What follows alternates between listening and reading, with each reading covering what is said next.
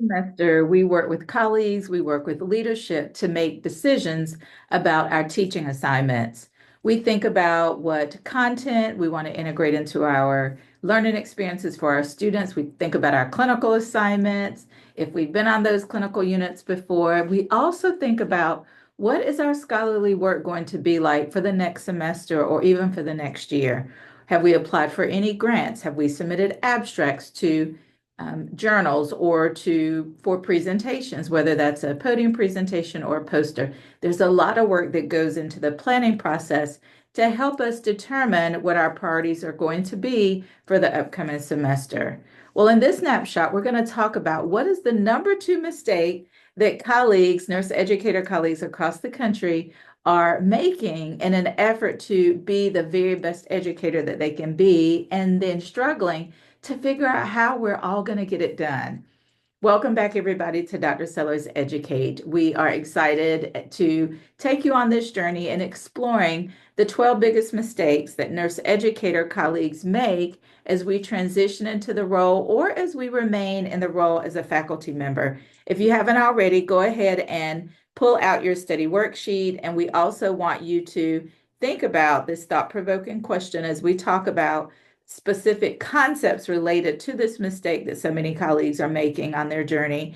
And we want you to also consider what your next steps are going to be. Okay, so on that study worksheet, you're going to write down what is the objective, what is your why? Why are you showing up today, hopefully live? But if not, when you're watching this recording, we want you to think about your reason for being here, your reason for taking your precious time and exploring these concepts. The second step we want you to take is to pull out Billings and Halstead. We want you to write down chapter 1 as your focus area. And then we also want you to take a look at chapter 14 and chapter 16. These are additional chapters that will help you align your why in the classroom experiences that you're developing or clinical to help students really close those knowledge gaps. In turn, that helps us become a better nurse educator every day. We're creating more engaging learning experiences for our students. And that way, students are active participants in the learning process. All right, so first what we're going to do is we're going to switch over to our thought-provoking question. Take a look at that question. If you all haven't seen it already, we'll take a look at it together. And then what we want you to think about is to consider, if this is a muddy point for you, what are your next steps going to be to make sure that you're closing your knowledge gaps and moving forward on your journey towards nurse educator excellence. Professor Taylor volunteers for multiple committees, mentors a new faculty member, and is developing a new simulation module. As a result, class preparation is suffering, and student feedback highlights unclear instruction. However, she feels the need to maintain high involvement in all activities due to a sense of professional obligation and fear of declining visibility among colleagues. What strategy would be most effective for Professor Taylor to balance professional responsibilities while maintaining instructional quality? I want you to think about, what is this question asking me, and what is it that I know for sure about content related to this question? Okay, so I'll give you all a second to think about those two questions. And next, what we want to do is take a look at the options. And you may get to the C&E exam and have a hard time discerning between the best answer. There may be two good answers, but there's only one best answer. And there are only three options on the C&E novice, and C&E clinical exam. Remember that also 70 to 80% of the content is going to, in the questions, is going to be at that analysis and application level, right? So it requires for you to have a good comprehensive knowledge of those concepts, but also the ability to really apply and analyze the content that is included in a question, just like the one that we have here in our thought-provoking question for this snapshot. All right, so A is implement a time blocking system to allocate specific periods for teaching preparation while reducing committee participation selectively and reevaluating non-teaching commitments quarterly. B is to focus on committee work and mentorship, as those contribute more directly to institutional visibility and long-term career advancement. And C, decline all mentorship and committee involvement until the simulation module is fully developed, then gradually reintroduce service roles once the workload stabilizes. All right, so I'll give you all a second to choose the correct option.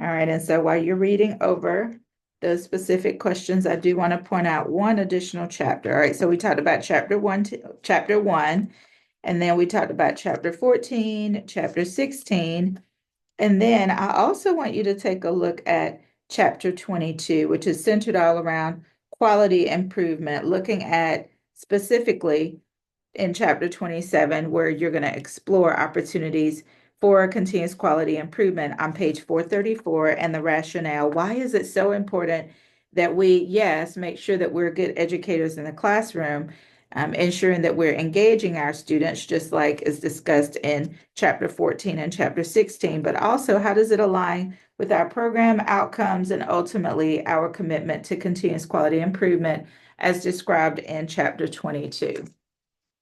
All right, so we're gonna now take a look at our content for our time together in this snapshot.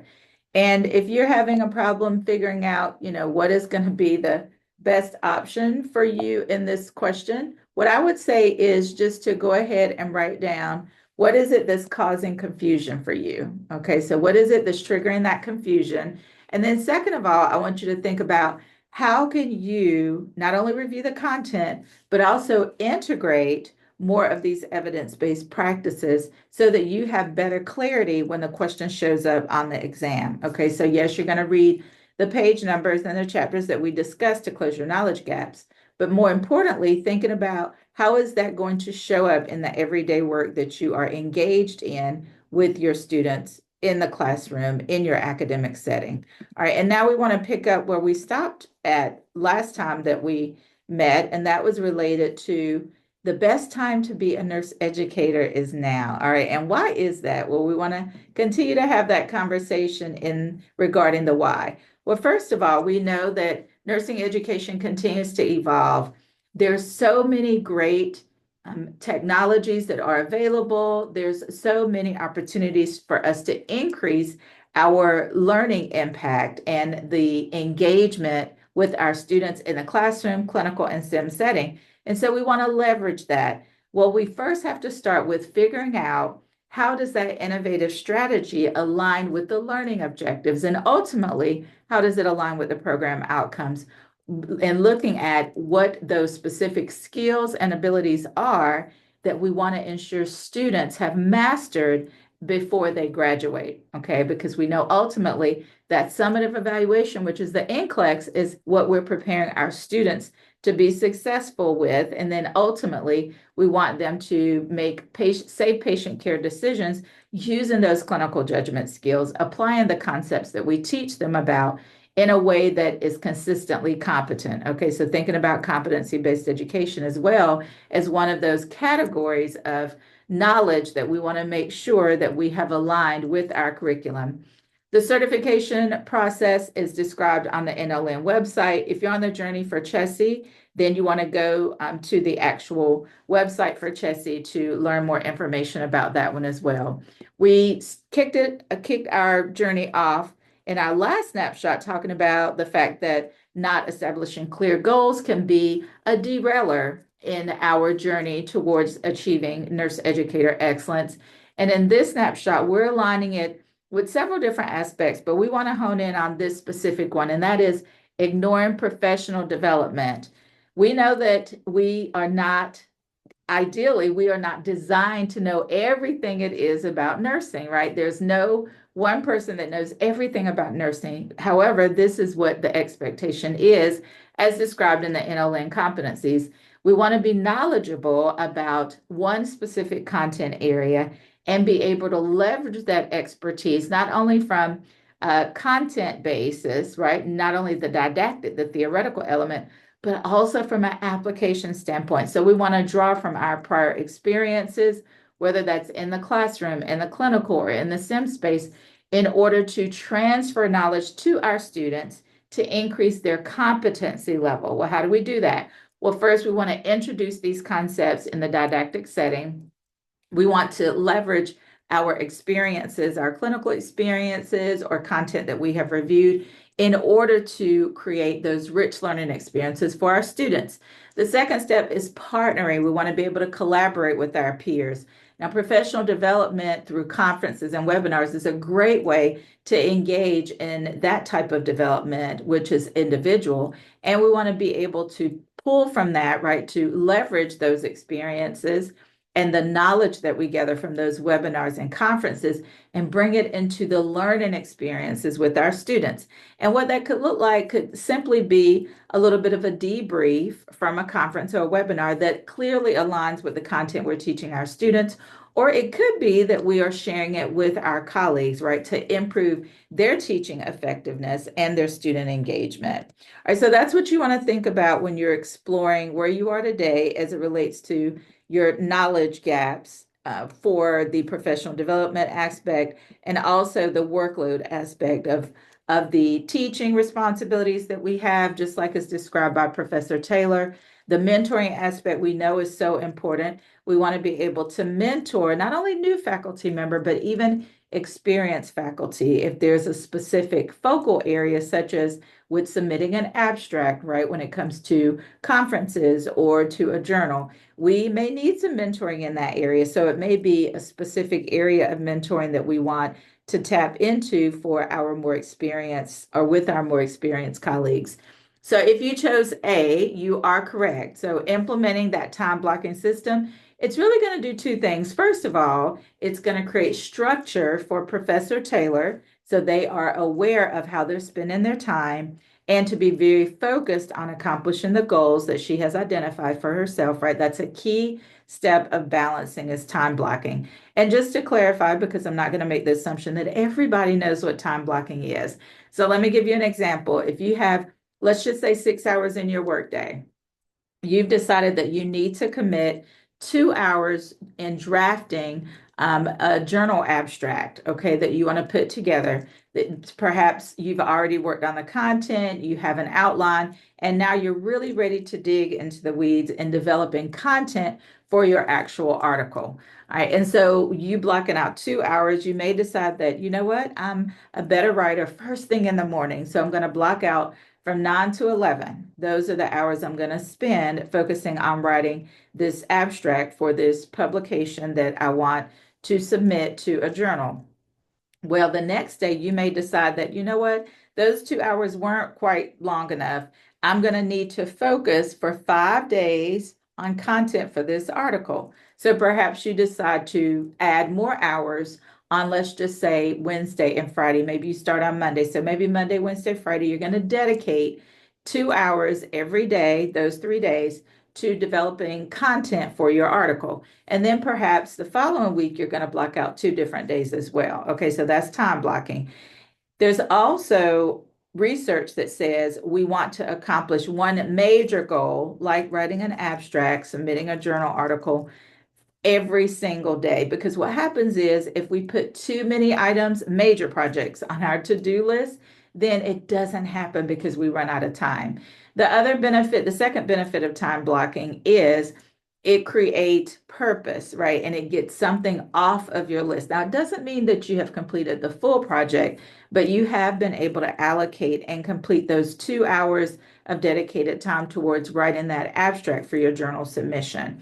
And then we're going to talk about the rationale for the two incorrect options. Okay, so B was incorrect because although professional visibility is important, neglecting those core instructional responsibilities can negatively direct, obviously, student outcomes. And that is contradictory to what our ultimate primary role is. All right, and then C was incorrect because completely disengaging from service and mentorship also contradicts the role that we have as a balanced educator. It can also isolate the faculty member from professional growth opportunities. Okay, so if you did not choose those options, this is what I want you to do. Reflect on the page numbers that we talked about and looking at Billings and Halstead to help you close your knowledge gaps. And then the second step I want you to take is to go ahead and do a little bit of time blocking right now. Thinking about the concepts that we've discussed in this snapshot, reflecting on where you are today as it relates to these evidence-based practices, and identifying with the specific time frame what your next steps are going to be in accomplishing those goals, closing your knowledge gaps, right? Bridging that theory practice gap. It's not enough just to know these content areas, just to memorize these concepts when it comes to nurse educator excellence. We have to actually apply them. All right, so mistake number 2, let's go ahead and go to our worksheet. I forgot we didn't even look at our worksheet yet. We got to go to our worksheet. That is available for you now in the portal. Okay, so everybody should have already registered for the ebook. That's what you see in front of you. And every single week in the Snapshot series, we're covering one of the 12 mistakes. So we're at mistake number 2, overloading on responsibilities. As we mentioned, the mistake is really taking on too many tasks at once that can lead to burnout, decreased productivity, and a decline in work quality, just as we described with Professor Taylor. The solution is to prioritize. You want to create a list with those responsibilities, time blocking, specific deadlines, and then we want to add those tasks to your calendar. Remember, one major task per day, no more than that. I know that can be hard. I started this practice, now it's been about 2 weeks ago, okay? And then you want to add those tasks to your calendar. Focus on those essential duties first. Okay, so if you know you're a morning person, if you write best in the morning, for me, I do my best presentations in the morning before I start to overthink it. And then learn to say no to those additional tasks until you are ready to really be able to add that as part of your capacity, right? As part of your workload. Education is the key to unlocking the world, and it is a passport to freedom. That is a quote by Oprah Winfrey. We want to be able to do our best work, and sometimes that requires us to have better balancing strategies, and that's what we hope this snapshot has helped you with. We look forward to seeing you in the next snapshot. Email us if you have questions, info@drsellerseducate.com. If you are on the journey to C&E, consider starting today. Okay, you can take advantage of our C&E review app. That's right here in the description. You can sign up today. You'll have access today. It's an app on your phone. Whether you have an Android or an Apple device, you'll be able to access that app from anywhere at any time. All right, we'll see you next time. Have a great one, everybody.